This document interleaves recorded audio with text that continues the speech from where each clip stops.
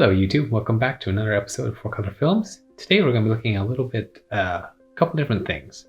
So some things I've been picking up recently, as well as some things I really find a cool and interesting trend, and just some random thoughts about some other books I've been picking up along the way. So let's start with some things that have been crossing my path lately, which is some nice variant covers. So Beta Ray Bill #1 came out last week. And the cover I had to pick up again for sure was the Walt Simonson cover, because I really loved his run of Thor in the 300s to, 376, something like that. That had a really good, really fun ride on that, and some really great emblematic books in that series that were really top of the stack for me for a long time. So was pleased to get that one for sure.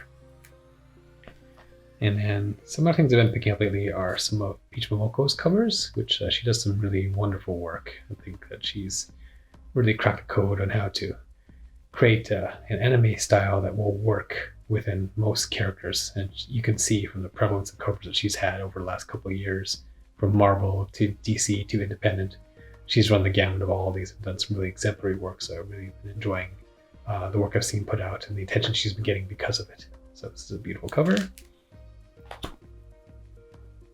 And this one also to Alien #1. She had a version variant which I picked up, which was kind of expensive. It was $69 at my local comic shop. I think it's a little pricey for a version variant, but at the same time, I'm happy to support the business and also happy to kind of get a really lovely cover of a series that hopefully we're gonna haven't read it yet, so we'll see how good it is. But I do love the Alien movie series for the most part. I mean, my favorites are still 1 and 2, which I think are still the best ones, but a couple of them have been very good efforts, and so the mythology of it is always really fascinating to me as well too. So hopefully this is a good series.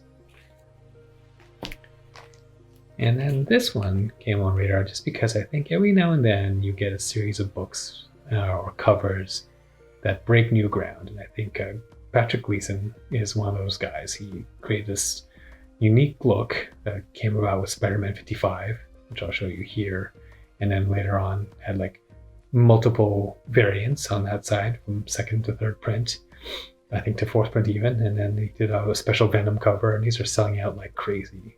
And then he did the Carnage as well too, which is here, the Carnage black, white, and red, which is also great iconic style. And I think, and then he did this Man Thing cover, which is awesome. Man Thing I love anyway. So, but he's been very good about making something unique. It's not been done before, with this really tight line style that almost feels like a bit of a rendering, which is kind of cool. But it also becomes very much a dramatic cover. You can pick it out from a distance and be really interested in seeing how it looks. And so I think it's a really cool statement. And I think these covers will have a long way to go over time as well too. It's something very iconic as one of those covers that is just sort of like a key issue or style. And then Harley Quinn came out as well with Yoshitaka Amano cover, which is pretty cool because that guy is normally doing a lot of game work, famous and renowned for his Final Fantasy work, which I love a lot of those games. And so to see him delve into a really specific DC character, but something so wonderfully him, but also really beautiful, I think was really kind of cool. I had to have this, and I even went so far as to get the 1 per store version variant, which it was already gone from my local store, so I had to go on eBay and spend $100 to get it, but I was happy to do it because it's really amazing little piece of artwork, really. And to my knowledge, the first he's done like as an actual DC cover itself. Like he's got another one coming up for Superman a little bit later, but this one to me is like, this one he really killed it. Like it's just so nice in its detailing, and its color use, the little sense of whimsy from like the little Superman coming out of the pipe to the tattoos. Like it's all very much him, but also a great nod to the character. And it works great in both colors. I think it looks great in the pink, and it works great in the green as well too. I actually think I might prefer the pink actually a little bit better, but still pretty cool though. Happy to have those in the collection. And then lately, just wanted to make a note of some things I've been reading lately. I've been liking, and let me know what you think too, or if you've been along the ride for a long time, then some of this may be old news to you, like Something is Killing the Children, which I am super late to the game, but man, this series is awesome, and I can see why they've optioned it. And to me, if Charlize Theron doesn't play the lead in this, adaptation they're missing the boat on this. I think she'd be perfect for that character of Erica Slaughter, because seems to be made for the frame for that. But it's really great series. It presents itself very cinematically in a storyline, and it's just really engaging. So really like the stuff that Boom has been putting out lately, which that includes also this book, which is We Only Find Them When They're Dead, which is, I mean, look at that graphic style. It's pretty incredible, right? I mean, the fact that they came up with something really original on that side from a storyline point of view was fantastic. And I think I really enjoyed reading this one a lot as well. Also on Boom's hit list is Berserker, which everybody and their uncle got, and I know that for sure.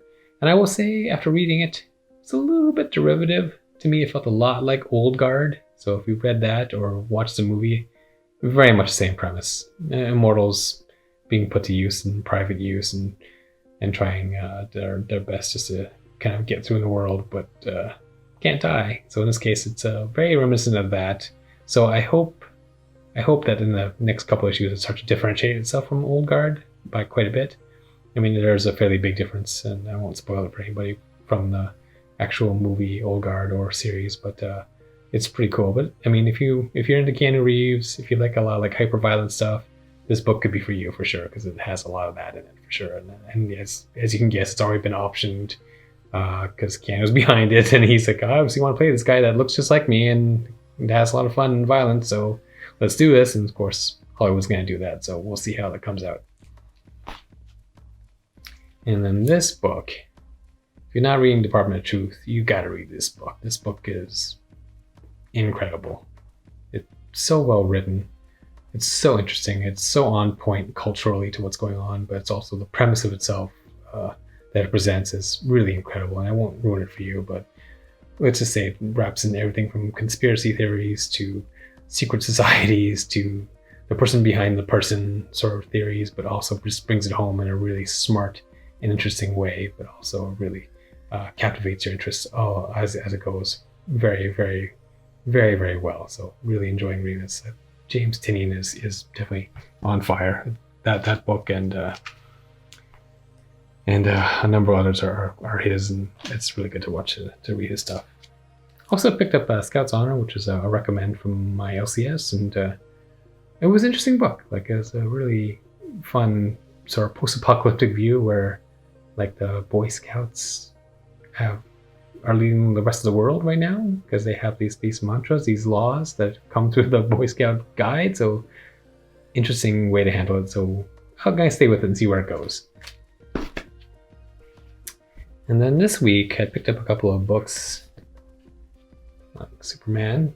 This one's red and blue #1. So very much like following the lines of like Carnage or Wolverine, Black, White, and Red. This one is just purely just red, white, and blue all the way through. So we'll see how that is. I mean, I always love a good graphic experimentation. So hopefully it's good. Looks pretty good. And then I picked up Tankers #1, which is the second book from Bad Idea. Their first book, ENIAC, sold out in a friggin' heartbeat, and they had a bit of distribution problem getting the right amount out to anybody. So ENIAC #1 like became like super hard to find in first print, and so it was gone. Everybody's able to get second print, which is no problem, which is, I think it's fine.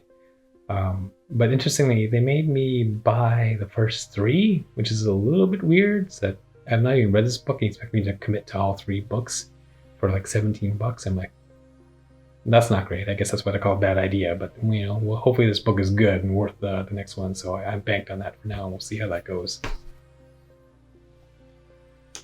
I am still picking up the High Republic books because I really enjoy the first one. I actually haven't had a chance to read Adventures yet, but I heard that's actually in some ways better than the Marvel one. So we'll see. But I am enjoying this, even though there was a lot of like, do we really need another Star Wars book in the universe? And the answer so far is, yeah, it's pretty good. It's pretty fun to read. So I'm enjoying reading that one. And I'm looking forward to getting to this one as well, too. Because I'm a Green Lantern guy, I picked up the first appearance of Teen Lantern. So we'll see what that's about. I have no idea that's going to be good or just kind of dumb. We'll see about that. But this cover also came out, too, which is, again, new Green Lantern book with a freaking great John Stewart variant cover that I love. So dramatic. It's so well painted. Like, that's a good looking book for sure. And then the last things are some things I just picked up recently on some eBay sales. So I started to get a few books like this, which is the first time that Bucky shows up as Captain America. So if you're watching Winter Soldier, then you know why I bought this book. And then second one is the first appearance of the Flag Smasher, which is also relevant to Winter Soldier. I didn't have it, so I picked up for a good cheap price. And then this one is kind of a cool Silver Age book. So the first appearance of Felix Faust in Justice League number 10. So it's been on my list for a while, and I finally found a decent copy for a relatively good price at the A1 Comics claim sale. So I think it was like $90, which is a bit on the high side, but still, it's a great cover. And I just need to have that one checked off my list because I love that character and I love Justice League. So this is great. Anyway, thank you very much for watching. I hope you enjoyed it. And please, if you like this video, hit the like and subscribe. We're at 60 plus subscribers now, so I think we're going to get close to 75, and I'll do a reveal about the books I'm going to give away for my 100 subscriber giveaway. And thank you very much.